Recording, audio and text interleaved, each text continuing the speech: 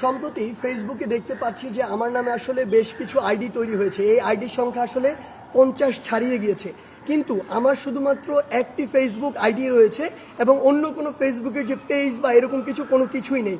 অর্থাৎ আমি এখন এই মুহূর্তে যে আইডিটিতে লাইভ করছি এটি আমার একমাত্র ফেসবুক আইডি, অন্য কোনো আইডি বা পেজ আমার নেই। আমি দেখছি যে বিভিন্ন মিডিয়ার ভাই বোনেরা তাদের যে মিডিয়ার যে বিভিন্ন পেজ রয়েছে কিংবা আইডি রয়েছে সেগুলোতে আমার নাম মেনশন করে ওই আইডিগুলোর মিথ্যা কিছু বিভ্রান্ত তথ্য ছড়াচ্ছেন। এজন্য আমি আপনাদের বলে দিতে চাই সেগুলো আমার আইডি নয়, সেগুলো ফেক আইডি এবং আপনারা সেগুলো ফলো করা থেকে বিরত থাকবেন। এবং যারা এই মুহূর্তে আমার আইডিতে রয়েছেন আমি তাদেরকে অনুরোধ করব ওই ফেক আইডিগুলো আপনারা আনফলো করে দিবেন এবং সেগুলোতে সম্ভব হলে আমি অনুরোধ করছি যে রিপোর্ট করবেন। এখন দুইটি গুরুত্বপূর্ণ বিষয় নিয়ে আপনাদের সামনে কথা বলতে চাই। একটি বিষয় হচ্ছে যে আমরা দেখছি গতকালকে থেকে বাংলাদেশের বিভিন্ন জায়গায় ঢাকা শহর থেকে শুরু করে বিভিন্ন অপ্রত্যাশিত ঘটনা ঘটছে, সহিংসতার ঘটনা আমরা শুনতে পাচ্ছি।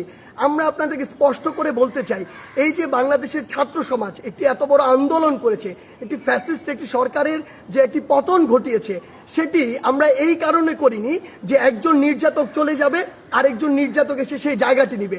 এটি আমরা আমাদের জায়গা থেকে কোনোদিনও মানব না।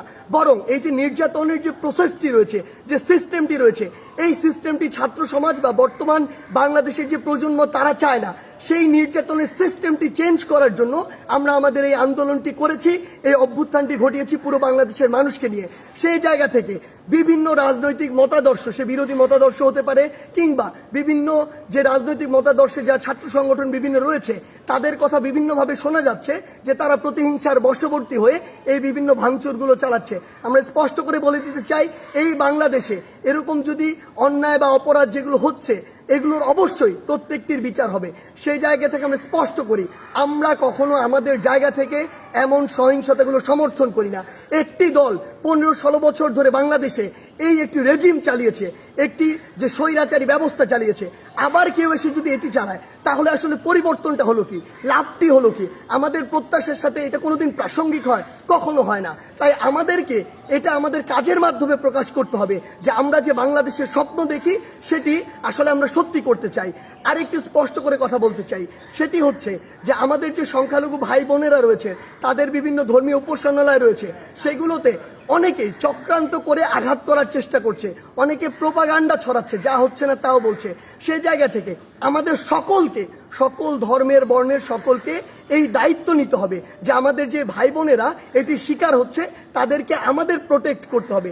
একটি জিনিস মনে রাখবেন, 1971 যখন বাংলাদেশ স্বাধীন হয়েছিল কোনো নির্দিষ্ট ধর্মের মানুষের কারণে স্বাধীন হয়নি।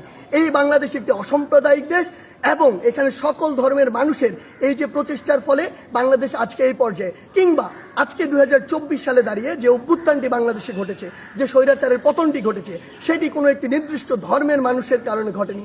সেটি পুরো বাংলাদেশে বিভিন্ন ধর্মের মতাদর্শের বর্ণের গোষ্ঠী যারা রয়েছে সকলের সম্মিলিত প্রচেষ্টায় ঘটেছে। সেই জায়গা থেকে আমি আপনাদেরকে এটা স্পষ্ট করে জানিয়ে দিতে চাই, যারা এই কাজগুলো করছে অবশ্যই তাদেরকেও বিচারের আওতায় আনা হবে। কিন্তু আমাদের দায়িত্ব হচ্ছে আমরা আমার জায়গা থেকে আমাদের আশেপাশে বিভিন্ন সংখ্যালঘু ভাই বোনদের যদি কোনো বাড়িঘর কিংবা ধর্মীয় উপাসনালয় থাকে আমরা নিজেরা গিয়ে সেগুলোকে প্রোটেক্ট করব।